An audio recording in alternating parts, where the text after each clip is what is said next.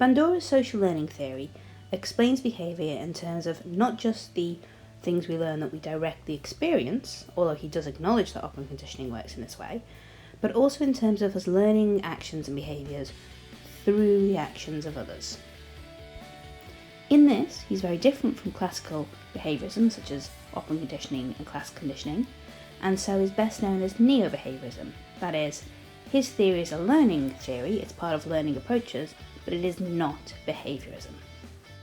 In Bandora's theory, we learn behaviour through social learning, that is, coming to know new behaviours through others. An individual sees how someone else acts and the consequences they get for that behaviour, and then they decide whether or not they will exhibit the behaviour in turn.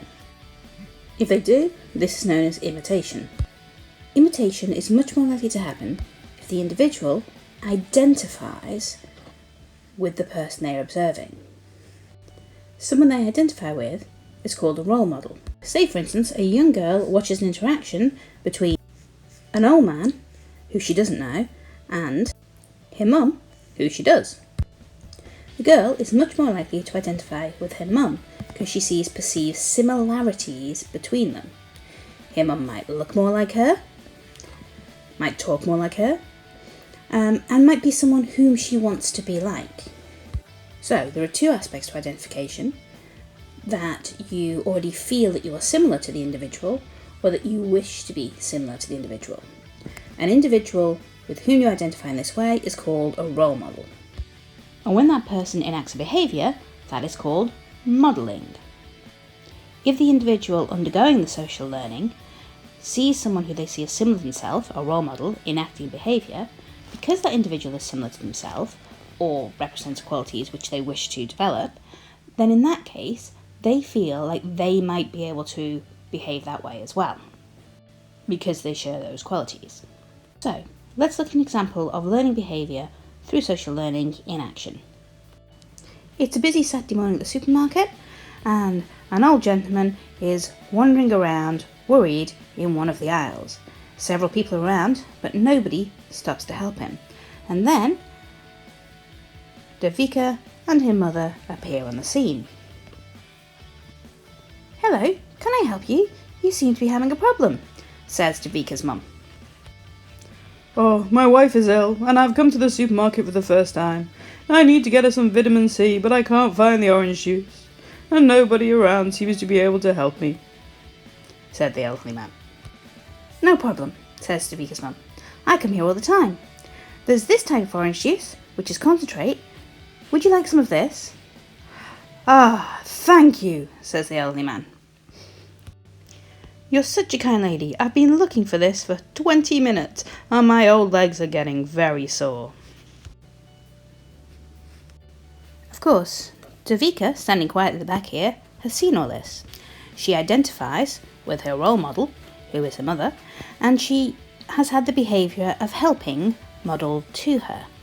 She's also seen her mother's behaviour reinforced by the compliments and the happiness of the old man, which has made Devika's mum smile and seem pleased. So, as the old man makes to leave to pay for his orange juice, Devika runs after him and offers her drink of orange that she got earlier on in the store. "Excuse me, would you like this?" So, why does Devika do this? What is it about this interaction that meant the behaviour has been imitated?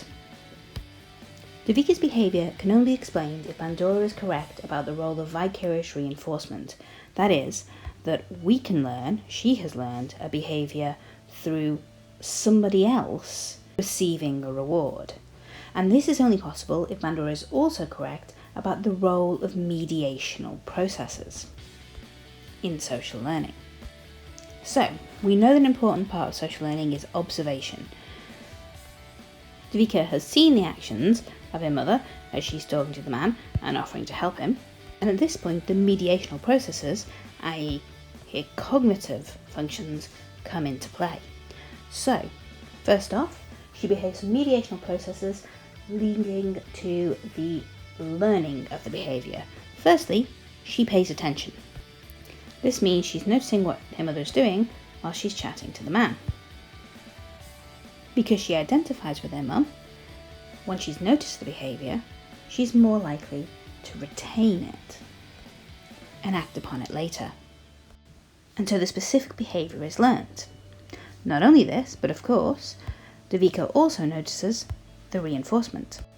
So, Devika is paying attention, that mediational process again, to the rewarding consequences that her mother is achieving. On the basis of this, Devika forms an expectancy of a future outcome, that if she acts in the same way, then actually she would receive the same rewards as her mother in this situation. Provides us with another example of a mediational process, motivation, which means that Devika now has the desire and the will, that is the intention, to act on the behaviour that she's learned and repeat it. At this point, another mediational process becomes important.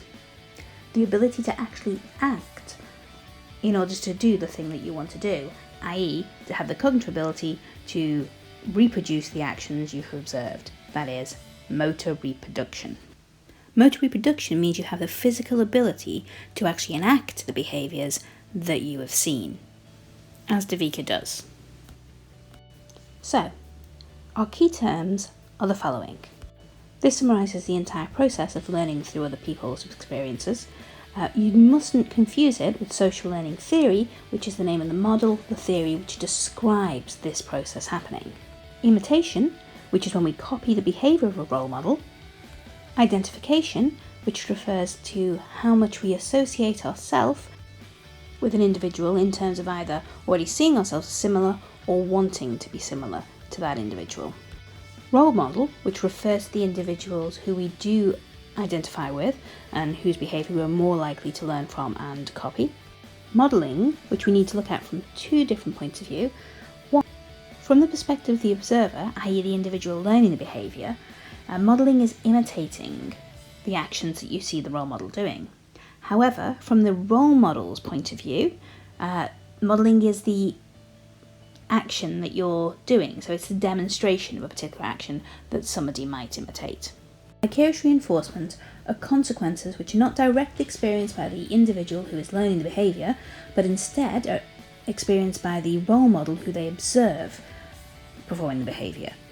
So, vicarious reinforcement encourages the individual, the observer, learning to act out the behaviour that they've seen. By the way, it is worth noting that you do also have vicarious punishment, where people learn not to act out behaviours because they expect that the consequences will be negative. Do distinguish between this and vicarious reinforcement, however, because if you recall, reinforcement is always something which is rewarding in some way and which encourages the behaviour to be repeated or acted out in the first place in the case of social learning theory. Mediational processes are the bridge between our behaviours and someone else's behaviours, our experiences, and the role model's experiences that allow us to actually learn socially. They are the cognitive element, i.e. the thinking that influences the learning and comes between the stimulus and the response. And examples of this are attention, retention, motivation, expectancies of future outcomes, and motor reproduction. What these actually mean is attention is noticing what's happening. Then we've got retention, which means us actually remembering it, retaining that information, keeping the information. Motivation is our desire to act out a behaviour, our intention to do the thing. This is based on our expectancy of future outcome, i.e. the mental representation we have of how well that behaviour is likely to work for us in the scenario we're in, and the consequences that we are likely to achieve from it. And then motor reproduction, the ability to physically act on the thing that we want to do, to actually be able to pick up a ball and throw it and score, if that's the kind of thing that we're doing. So, how could you write up, in a stimulus question for instance, an example of how this all comes together to explain a behaviour? Well, let's take the example of Devika. Devika's scenario could be written up quite concisely as such. Devika sees her mother as a role model with whom she identifies due to their similarities and the fact she admires her. So, upon observing her mother helping an elderly man find something he is looking for at a supermarket and being complimented for it, Devika learns the action, and through the impact of the vicarious reinforcement of her mother getting rewarded, Devika imitates the behaviour. She undergoes several mediational processes whilst learning. She pays attention to what her mother does and the consequence of the action, and she retains her new knowledge of how a person can help someone and the likely positive results.